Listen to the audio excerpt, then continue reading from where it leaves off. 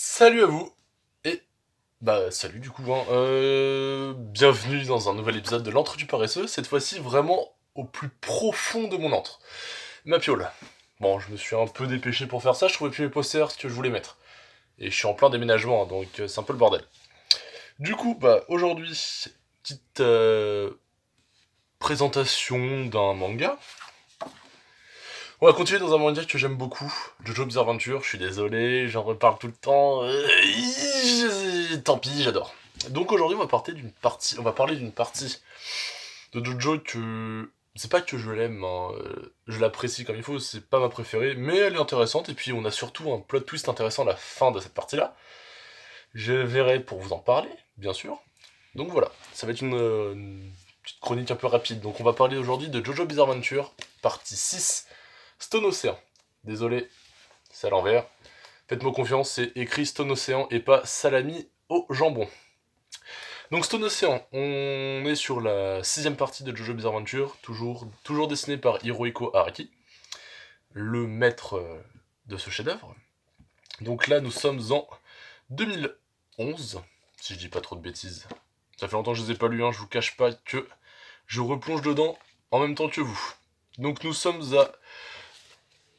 en Floride, aux USA, et plus au Japon, ni en Égypte, ni en Italie. On change d'endroit, on va suivre les aventures de la fille de Jotaro Kujo, Jolene Kujo, qui est emprisonnée malgré elle pour une affaire assez sombre de meurtre. Elle est emprisonnée suite d'un avocat qui n'a pas fait correctement ce travail, puis voilà. Donc elle va être, dans un premier temps, emprisonnée dans une prison basique, puis elle va être transférée à Green Dolphin Island, une prison hautement sécurisée, où il va se passer beaucoup trop de choses. À son début, Jolene n'est pas manieuse de stand, elle est normale, hein, voilà. Elle va être manieuse de stand à la suite quand on va rentrer en contact avec une pièce de la flèche qui a permis à plusieurs manières de stand de devenir manière de stand. Donc voilà. On va peu à peu la voir. Dans tout le manga, on va la voir évoluer en fait dans le pénitencier. Elle va affronter plein d'ennemis qui sont plus pétés les uns que les autres, avec des stands totalement bizarres. Je repense à certains stands qui se déclenchent qu'à la mort du manieur.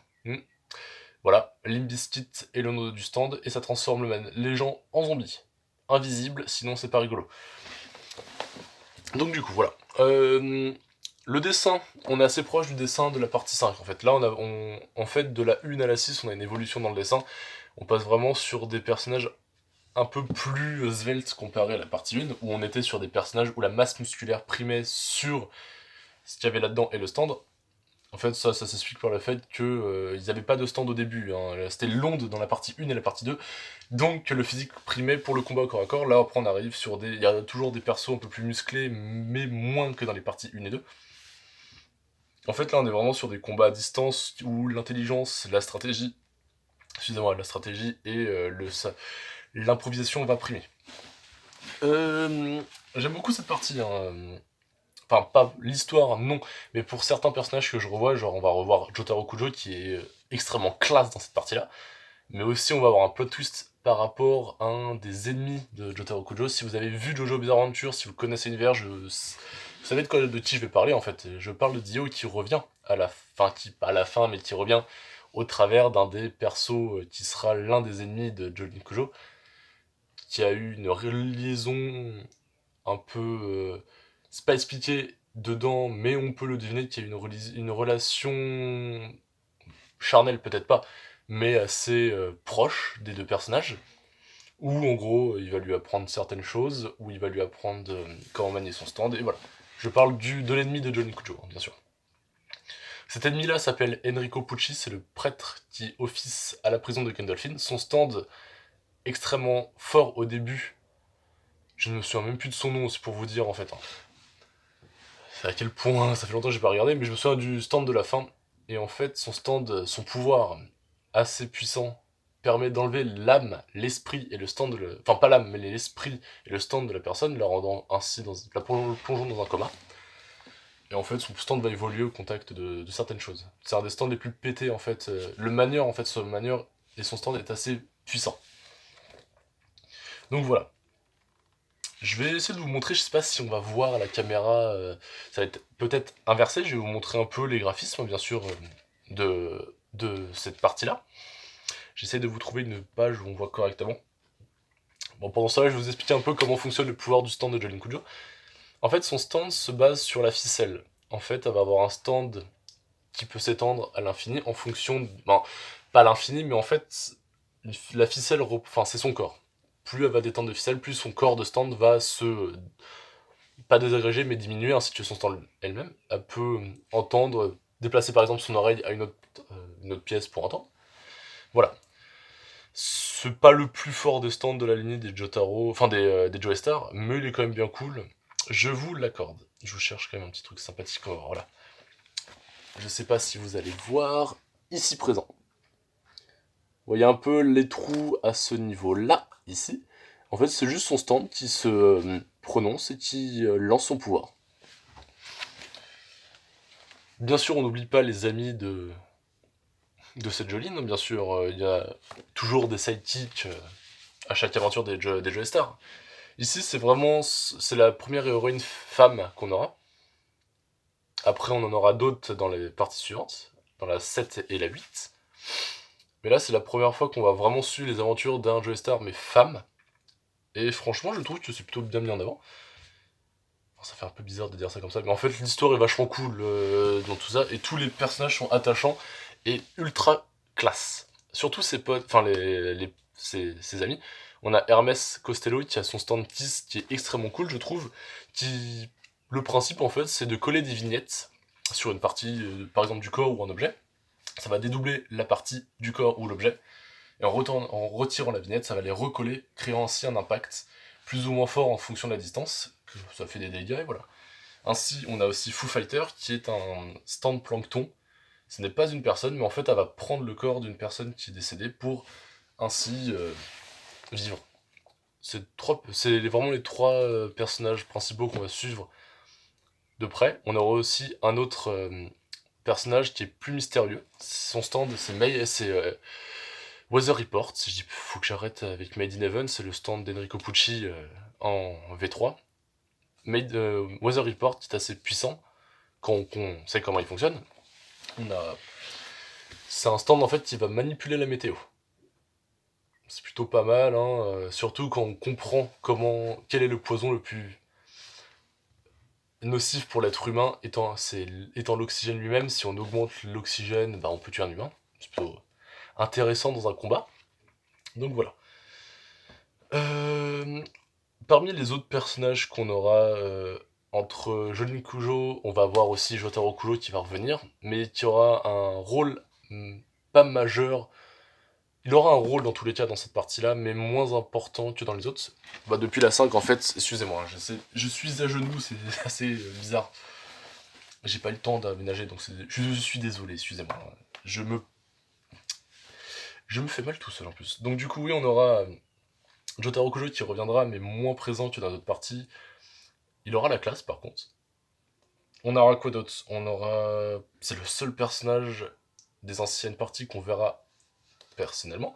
Mais on aura aussi Dio, qu'on verra parmi des flashbacks du prêtre Enrico Pucci, qui lui a appris...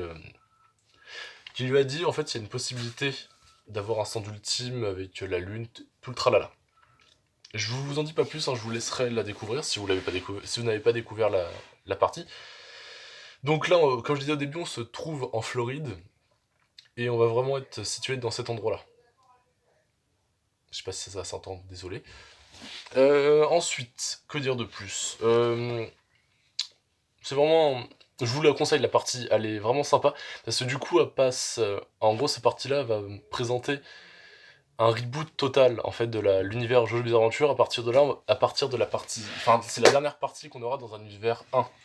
Et en gros, la fin de cette partie-là, on va aller dans un univers 2, où en gros, on va repartir en 1800, et on va suivre d'autres aventures avec de Jojo, mais dans un univers parallèle, avec des mêmes prénoms, mais avec des vies différentes, et voilà. Donc voilà. Que dire de plus, en fait, sur cette partie-là ? Donc oui, on va... Oh, excusez-moi. L'objectif principal, en fait, de cette partie-là, c'est de prouver l'innocence de Jolene, et de battre le prêtre Enrico Pucci. Et en gros, c'est tout ça. L'objectif, en fait, de cette partie-là, c'est d'arriver à la fin, battre le prêtre, et voilà. S'ils y arrivent, ils y arrivent pas, je vous le dis pas. Je vous laisserai découvrir. Mais si jamais vous le voulez, je vous laisserai... Alors, ceux qui veulent ne pas être spoilés, allez directement à 12 minutes. Voilà. Je vais faire ça en 1 minute. Dans 2 minutes, je vais vous raconter l'histoire, mais ceux qui ne veulent pas connaître la fin, allez à 12 minutes. Comme ça, vous n'aurez pas le spoil. Et voilà, à partir de maintenant, on rentre sur une zone spoil. Donc voilà, Jolin Kujo va combattre peu à peu des sbires de... je l'enlève, il me saoule. Va combattre peu à peu des sbires d'Enrico Pucci, qui lui, de son côté, essaye de faire évoluer son stand pour le rendre encore plus puissant et pour détruire la ligne des Joestar, comme Dio lui a demandé, pas demandé, mais il lui a expliqué. On va en apprendre un peu plus sur ce que Dio a fait après l'Egypte. On apprend qu'il a eu des fils autres que Giovanni et Giovanna de la partie 5, qui ont aussi des stands, qui vont combattre contre Jolin et ses amis. Voilà, on va apprendre aussi que le manager du stand Weather Report est le frère d'Enrico Pucci, qui a perdu la mémoire à cause d'Enrico Pucci parce qu'il ne voulait pas qu'il se mêle de ses affaires. Donc voilà, le combat s'évade de prison, les combats vont s'enchaîner dans les rues de Floride. Voilà. Et à la fin, en fait, on arrive à une base spatiale, où en gros, là, le combat va prendre vraiment une tournure énorme, parce que le prêtre, il est là-bas, son stand évolue. Il va voler une fois, puis 2 fois. La dernière évolution s'appelle Made in Heaven, ce stand peut accélérer le temps. C'est très compliqué à combattre, même si on a le stand de Jotaro qui revient à la fin, qui permet d'arrêter le temps, parce que si t'accélères le temps sur un temps qui est arrêté, bah, au final, ça ne sert à rien. Le truc, c'est que le prêtre va accélérer le temps, va accélérer, rebooter l'univers 2 fois pour tuer les Joestars n'existent plus à partir de moment, et en gros, tout va reposer sur Emporio qui va le battre avec le stand du manière de Weather Report, il va avoir le stand Weather Report en lui, qui va le tuer avec l'oxygène, et voilà. La fin du manga, enfin la fin de cette partie-là, c'est Emporio qui gagne. Voilà. J'espère que ça a été... J'ai essayé de faire rapidement, donc voilà. Voilà pour Stone Ocean. Je vous le conseille. Ensuite, je vais vous parler de quelque chose que j'aime beaucoup, un jeu vidéo que j'aime beaucoup, que je vous conseille si vous avez une 3DS, une PSP ou même un PC assez puissant, une PS4 ou une Switch. Monster Hunter. Monster Hunter, je vous le conseille. Là, en plus, on a encore le temps. Si vous êtes en fac, en SHS plus exactement, il est plus court. Dans tous les cas, je pense pas qu'il y ait court dans toutes les facs, qu'il y ait plus court. Donc allez-y, amusez-vous, jouez aux jeux vidéo, allez voir vos amis. Mais si vous aimez les jeux vidéo, Monster Hunter, je vous le conseille, c'est vraiment sympathique. En gros, vous avez des quêtes de chasse de monstres. Vous pouvez créer vos armes avec les composantes que vous récupérez sur les monstres. Pareil pour les armures. C'est plutôt cool, il y a une certaine bonne difficulté sur les quêtes. Je vous conseille, si vous avez la PSP, Monster Hunter Freedom Unit, qui est cool. Sur 3DS, je vous conseille le 4 Ultimate, qui est cool. Après, il y a le Monster Hunter World, qui est voilà, c'est le meilleur. Allez-y, jouez-y, c'est plutôt cool. Il y a le défi, si vous aimez le défi, allez-y, c'est vachement ardu, sa maman. Je vous le conseille. En termes de film, je vais vous conseiller LA Confidential, qui est très cool. Christine, aussi de John Carpenter, qui est adapté du roman de Stephen King, ainsi que The Craft, si vous aimez la sorcellerie, c'est plutôt cool. Je l'ai vu il y a pas longtemps, c'est sympathique, ça me fait passer le moment. En termes de nouveautés, si vous aimez Metroid, des Metroid vont sortir sur Switch, je ne connais pas encore les dates, je vais essayer d'en chercher, d'en apprendre un peu plus, je pense pas avoir les dates, mais là. Les recherches, si ça vous intéresse, vous pouvez regarder sur internet aussi, dites-moi dans les commentaires si vous avez des dates, mais dans tous les cas, je ferai, toutes les chroniques, j'en parlerai. Quoi d'autre aussi, en termes de manga, je vous conseille Anime Baki the Grappler, très bon manga de baston, j'en parlerai prochainement. Enfer et Paradis aussi que je parlerai, mais si vous aimez tout ce qui est baston assez poussé, Enfer et Paradis c'est bien cool. En animé, il y a juste une partie du manga qui est adaptée. En termes papier, il est un peu plus long, je crois que l'animé s'arrête au tome 20, un truc comme ça. Non, peut-être pas même avant. Je suis pas trop sûr, mais dans tous les cas, je vous conseille aussi Enfer et Paradis qui est plutôt cool. Et puis ça sera tout, je pense, pour aujourd'hui. Voilà. Petite chronique rapide, hein, donc voilà. J'espère que ça vous a plu. Je suis désolé si j'ai bafouillé par moment ou si je me suis pressé. J'essaie de mettre ça sur les 15-16 minutes que j'ai prévues pour cette chronique-là. Et surtout que je fais ça... Enfin, j'ai pas préparé cette chronique, car je l'ai faite très rapidement. Mais j'avais envie de la faire et ça me tenait à cœur de la faire. Donc voilà, la prochaine fois, je vais vous présenter, comme je disais, Baki the Grappler. Je le ferai plus Ça sera plus long par contre, hein, parce qu'il y a beaucoup de choses à dire. Et je vous conseillerai des 3 mangas qui sont dans le même thème. Bah, il y aura KO de combat du coup, et voilà. Donc j'espère que cela ne vous a pas trop embêté à regarder. Je vous souhaite une très bonne soirée. Un bon... Je sais pas... Un bon ce que vous voulez, un Medstay ce que vous voulez. Après, un bon, 3 petits points. Profitez de votre famille, de vos amis, de votre copine, de tout ce que vous voulez. Amusez-vous. Avec modération par contre, hein, si vous buvez. Faites toujours attention parce que malgré tout, si c'est la fin du confinement, on doit faire quand même attention à tout ce qui se passe. Donc voilà, je vous souhaite une très bonne soirée. A plus!